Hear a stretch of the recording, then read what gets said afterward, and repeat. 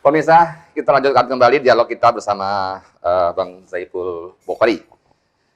Setelah tidak demokrat ini, kira-kira haluan politiknya nanti kemana ini?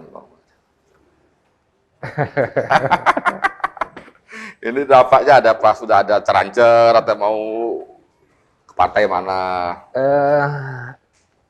Saya ingin melihat dulu, Bang. Ya. Karena tentunya kita nggak bisa secepat itu menentukan pilihan. Kita harus bisa melihat yang paling cocok menurut kita. Ya, baik itu dari tataran pimpinan daerah, pimpinan Dewan Pusat, dan tujuan platform partainya harus betul-betul kita pahami dan kita ketahui, Bang. Sudah ada yang daftar? Sudah ada yang ini belum? Sudah ada yang melamar misalnya gitu, partai-partai?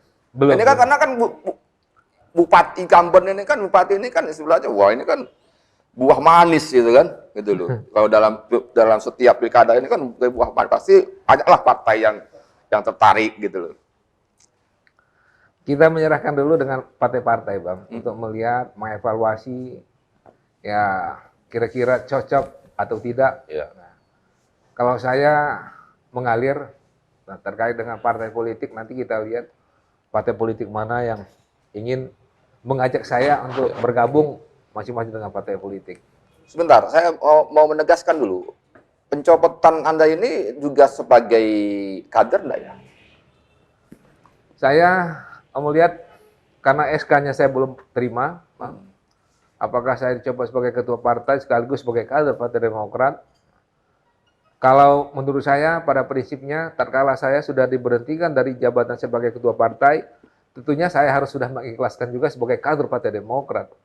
Oleh karena itu, mulai hari ini saya sudah menyatakan bahwa saya mundur dari kader Partai Demokrat. Emang kok agak ini juga ya, agak gimana gitu. Sampai sekarang belum menerima SK-nya, sementara awir-awirnya ini udah sejagat raya gitu loh masalahnya. Ya kan idealnya kan begitu. Ya. Ini SK-nya kan, Betul. Anda sudah kami berhentikan kan. Seharusnya demikian, Bang.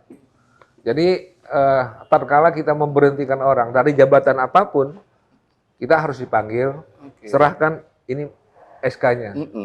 Terima kasih atas segala jasa-jasa dan pengabdian selama ini untuk partai. Tapi kan itu tidak dilakukan. Mungkin belum, Bang. Mungkin belum ya. Tadi Anda mengatakan bahwa hari ini Anda menyatakan mundur. Ya. Itu sudah secara resmi Anda ajukan atau baru proklamasinya sekarang nih? Sejak saya ngopi bareng sama Bang Aca, saya berhenti dari Partai Demokrat. Langsung ikrarkan ini ya. Biar dilihat sama kawan-kawan semua. Biar seru gitu ya. Biar seru. Sekalian ikrarnya di warung kopi. Iya. Luar biasa Pak Zaipul ya. Ini kan Anda juga akan menghadapi pilkada ya. Maka ini juga tidak menjadi satu ganjalan bagi Anda sendiri, ya kan? Karena kan dalam situasi yang begini kan sebetulnya Anda butuh banget itu pegangan itu kan. Dan sekarang terlepas gitu. Gimana tuh? Ya, saya hanya berpikir sekarang ini pegangan saya hanya satu, Bang. Bagaimana saya berpegang kepada Allah. Nah, karena Allah lah yang mengetahui segala sesuatu. Karena saya yakin bahwa langit, bumi, dan dunia seisinya adalah milik Allah. Dan hanya kepada Allah saya kembali. Nggak ada yang lain. Waduh, udah katak, udah begitu kita kalau sudah seperti itu. Jadi Anda lempeng aja gitu ya? Lempeng aja ya. Bisa dapat, alhamdulillah. Alhamdulillah. Nggak dapat ya? Nggak dapat juga nggak ada masalah. Karena jabatan bagi saya bukan segala-galanya, Bang. Oke. Bukan segala-galanya. Begini, saya juga ingin terpikir nggak misalnya pada saat kalau Anda saat ini bisa jadi bupati gitu ya. Tadi kan Anda udah habis proses orang yang pernah stroke ya. Bisa jadi bupati itu kan rasanya kalau nggak kuasa Allah juga nggak mungkin ya. Saya tidak pernah terpikir, Bang. Selama ini saya mau menjabat sebagai bupati atau sebagai apapun. Karena saya hanya bisa mensyukuri bahwa saya diberikan kesempatan oleh Allah untuk menikmati sisa-sisa hidup saya ini. Ya.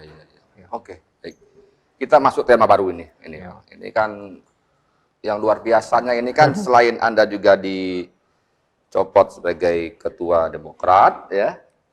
Kemudian pada hari yang sama ya, tanggal 15 Juni juga ada sebuah media online yang memuat sebuah berita yang mengindikasikan Anda terlibat dalam berbagai dugaan korupsi. Ya. Sementara juga Anda kan mulai 1 tahun menjabat pada tanggal 15 Juni itu. Seolah-olah Anda dapat 2 kado itu. Kado dicopot dan kado Anda diberitakan. Dan yang menariknya, sebenarnya kan kalau seorang kepala daerah diberitakan itu biasalah. Kan? Tapi yang menarik ini kan dimunculkan oleh salah seorang pejabat juga yang itu juga pada posisi yang ya menurut saya sangat mengerti lah tentang Anda. Ya. Gimana Anda memahami? Saya sudah berbicara dari awal dengan Kabak Umum yang selama ini sebetulnya selalu bersama-sama dengan saya. Ya. Karena mungkin ya ini mungkin ada yang melihat bahwa Kabak Umumnya dengan saya cukup dekat sehingga adalah yang menebar fitnah, menebar hoak dengan berita-berita seperti itu. Dan kemarin kita sudah menyerahkan dengan Kabak Umum untuk mengambil langkah-langkah hukum. Ya. Karena Kabak Umum merasa bahwa dia ini sangat difitnah, ya, karena dia tidak pernah membuat surat pengaduan, dia tidak pernah mengadukan, dia tidak pernah dikonfirmasi, dan dia tidak pernah membuat surat apapun terkait dengan pengaduan-pengaduan yang ada di dalam surat pengaduan yang disiarkan oleh media online itu. Nah, oleh karena itu Kabak Umum Tri Handoyo merasa bahwa diperlakukan dengan berita-berita yang ya sangat zolim. Ya. Dia didampingi oleh Kabak Hukum untuk melaporkan kepada Polres Lampung Timur. Ya, Ini sekarang sudah di ranah hukum. Nah, tentunya polisi akan mengambil langkah-langkah hukum terkait berita-berita yang ada itu. Saya juga sudah menyerahkan dengan kepolisian, silahkan diungkap secara tuntas, tegas dan lugas. Dan Anda sendiri secara pribadi nggak ngelapor? Ini kan yang saya dengar kan yang ini kan pemerintah daerahnya, pemerintah kabupatennya. Ya. Sementara sebenarnya kan yang menjadi sorotan kan sosok Anda ini gitu loh. Anda nggak ngelapor secara pribadi? Ya, kita sedang mempelajari itu, Bang. Tentunya kita juga akan melihat langkah-langkah hukum yang akan kita lakukan. Karena bagi saya, karena saya tidak merasa melakukan apa yang menjadi pemberitaan itu, nah saya anggap itu adalah berita hoak dan tentunya ada kepentingan politik di situ. Nah, ya saya juga mengajak para kompetitor, para bakal calon, oke mari kita berpolitik secara cerdas, secara santun. Kalau ada gagasan, kalau ada visi misi, kita beradu argumentasi di situ. Ada program ya? Ada program, kita adu program. Tidak perlu kita memakai tangan-tangan yang merusak harkat dan martabat seseorang kan itu. Jadi Anda memang menduga bahwa ini memang sengaja dimunculkan oleh lawan-lawan politik Anda gitu? Saya sangat berkeyakinan bahwa karena ini bersamaan, saya diberhentikan dari Partai Demokrat dan dimunculkan isu ini, tentunya ini ada kolerasi. Dan pada saat 1 tahun Anda menjabat sebagai 1 tahun saya menjabat sebagai Bupati Lampung. Ini tunggu ini gitu. Anda sudah bisa meraba-raba ya kira-kira? Ya, kita ini kan melakukan praduga tidak bersalah. Ya. Artinya bisa saja kita memprediksi, tetapi tentunya cukup kita yang tahu. Ya. Tapi sudah ada gambar-gambaran. Ya, insya Allah ada bayangan-bayangan. Oke. Kalau secara substansi daripada apa yang diberitakan itu, Anda menjamin bahwa apa itu sesuatu yang tidak benar? Saya bisa menyatakan bahwa tidak lagi 100%, tapi 1000%. 1000%. Ya. Karena terkait dengan apa yang menjadi pokok persoalan, katanya COVID di situ. Sementara terkait dengan COVID itu semuanya transparan, nggak ada yang kita permainkan. Ya kan? Itu terkait dengan OPD masing-masing yang menangani masalah COVID. Dan setiap acara, setiap rapat, kita rapat resmi, Forkopimda semua kita undang. Ada Kapolres, ada Dandim, ada Kejari, ada Ketua DPR. Dalam memutuskan keputusan-keputusan terkait dengan COVID-19 ini, kita lakukan secara resmi, transparan, dan semua bisa kita pertanggungjawabkan. Rasanya memang kejam amat ya kok mengkorupsi bansos gitu ya. Dalam berita itu kan disebutkan bahwa ada sosok kakak Pak, saudara, kakak Pak adik itu ya, yang masuk dalam itu. Apa itu gimana itu? Apa benar Anda punya kakak yang Ya, terlibat itu di dunia sudah bisnis? diklarifikasi oleh masing-masing OPD bahwa tidak ada satupun yang terlibat terkait dengan masalah-masalah pemerintahan di Lampung Timur. Karena dari awal saya sudah menegaskan tidak ada satupun keluarga saya yang ikut-ikutan untuk cawe-cawe terlibat dalam apa namanya pemerintahan di Lampung Timur.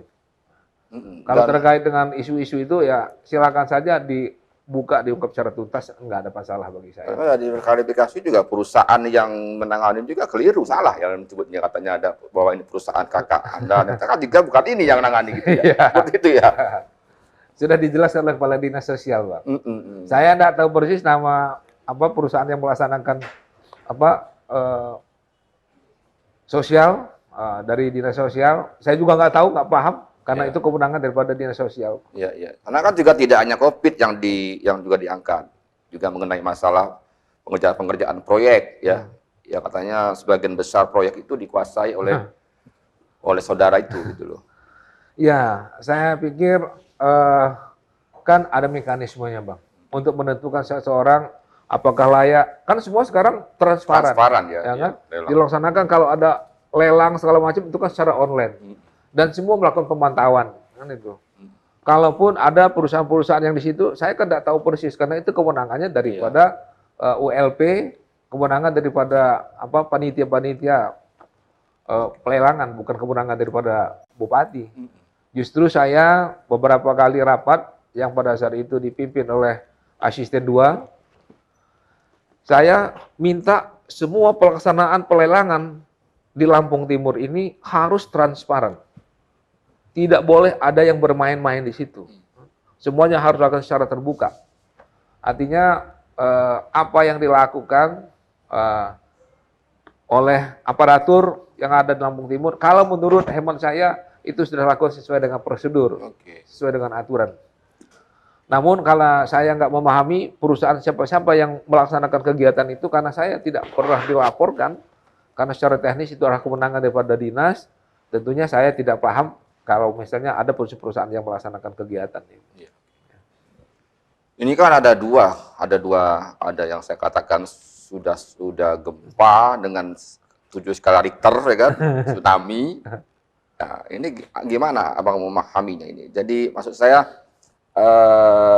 sikap apa yang diambil dan hikmah apa yang bisa dipetik dari 2 peristiwa itu? Ya, saya hanya berserah diri kepada Allah itu yang pertama, Bang. Karena itulah yang menguatkan saya. Ya alhamdulillah syukur bukan saya menyombongkan di depan abang, tapi setiap malam ya saya tidak pernah melepaskan sholat tahajud. Baik itu sholat duha, baik itu sholat hajat, walaupun baik itu sholat tasbih. Ya semuanya kita lakukan untuk masyarakat dan semuanya kita serahkan kepada Allah. Apa yang kita lakukan? Karena kalau kita bicara dengan seseorang di antara manusia, tentunya pemikiran-pemikiran itu terbatas. Tapi kalau saya yakin Allah itu maha mengetahui apa yang tampak atau yang tidak tampak, apa yang kelihatan atau yang tersembunyi, itu Allah yang mengetahui. Oleh karena itu tentunya malaikat yang ada di samping kita tentunya mencatat apa yang kita ucapkan, apa yang tersirat dalam hati. Itulah keyakinan saya hakul yakin itu. Kalau manusia bisa saja menebar fitnah, menebar hoak, tapi saya yakin hanya kepada Allah tempat saya bergantung. Pemirsa, kita akan kembali lagi setelah